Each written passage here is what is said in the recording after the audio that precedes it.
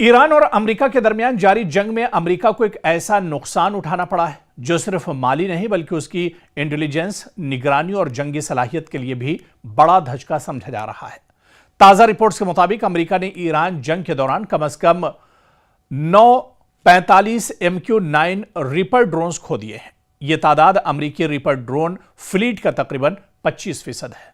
जबकि इन ड्रोन्स की मजमूई मालियत का अंदाजा $1.3 अरब से ज्यादा लगाया गया है। लेकिन यहां एक अहम बात समझना जरूरी है, यह तमाम 45 ड्रोन्स लाजिमन ईरान ने मार गिराए हों, ऐसा कहना दुरुस्त नहीं होगा। रिपोर्ट के मुताबिक कुछ रिपर्स ईरानी फजाई दिफा की कार्रवाइयों में तबाह हुए हैं, जबकि कुछ हादसात या कम्युनिकेशन लिंक के मसाइल के बायस भी जाए हुए हैं। लेकिन दूसरी तरफ जो माहिरीन हैं वो ये भी कहते हैं कि क्योंकि मौजूदा वक्त में जो कशीदगी है वो ईरान के साथ चल रही है, ईरान और अमेरिका में एक तरह से ठनी हुई है और पिछले कुछ दिनों से आप देखिए 2 बड़ी जंगें हुई। एक इजराइल और ईरान के जरिए जंग हुई जिसमें अमेरिका पसे-पुश्त इजराइल की मदद कर रहा था। दूसरी जो जंग हुई वो ईरान और अमेरिका के दरमियान हुई और अमेरिका इसमें सामने से एक तरह से ईरान पर वार कर रहा था। यानी इन दोनों जंगों में अमेरिका एक तरह से शामिल था और ये दोनों जंगें ईरान के साथ थी। ऐसे में जो मौजूदा कशीदगी है वो ईरान के साथ है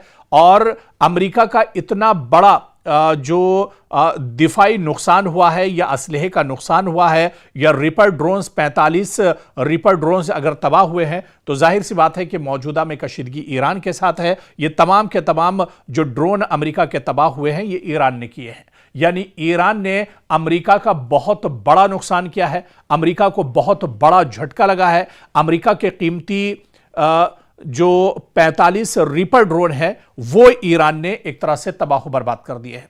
क्योंकि रीपर आम ड्रोन नहीं है। यह अमेरिका का एक अहम निगरानी और मुसल्लह हमलों के लिए इस्तेमाल होने वाला ड्रोन है। यह तवील वक्त तक फजा में रहकर निगरानी कर सकता है, अहदाफ की निशानदही कर सकता है और जरूरत पड़ने पर गाइडेड हथियार भी इस्तेमाल कर सकता है। ईरान जंग के दौरान इन ड्रोन्स को खासतौर पर अबनाए हुर्मुज और मशरिक़ वस्ता के हसास इलाकों में निगरानी और टारगेटिंग के लिए इस्तेमाल किया गया।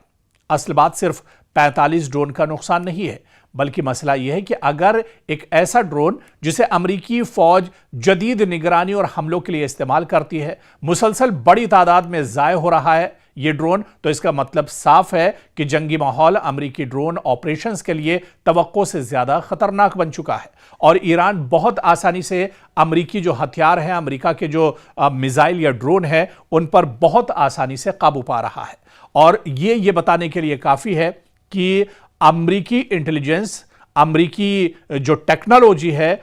उस पर ईरान कहीं ना कहीं एक तरह से हावी है और अमेरिकी असलहा और गोला बारूद, अमेरिका के मिसाइल और ड्रोन को ईरान आसानी से टारगेट कर रहा है, क्योंकि 45 रीपर ड्रोन्स का मार गिराया जाना यह बताता है कि अमेरिका दरअसल बहुत बुरी तरह से इस जंग में फंसा हुआ है और अमेरिका को बड़े पैमाने पर माली नुकसान यहां पर उठाना पड़ रहा है। हालांकि माहिरीन ये भी कहते हैं कि ये अमेरिका के लिए ज़रूर नुकसान है, लेकिन इससे भी बड़ा नुकसान दरअसल उन ममालिक के लिए भी है जिन्होंने अमेरिका से आने वाले दिनों में यानी मुस्तकबिल में रीपर ड्रोन को लेकर कोई सौदा किया है, कोई डील की है। अब वो ममालिक भी दरअसल रीपर की कारकर्दगी पर नज़र जमाए हुए थे और जिस तरह से 45 रीपर ड्रोन तबाह हुए हैं इस जंग में, ऐसे में आने वाले दिनों में अमेरिका को एक झटका यह भी लगेगा कि जिन जिन ममालिक से डील हुई है वो अपनी डील एक तरह से वापस भी कर सकते हैं। तो एक तरफ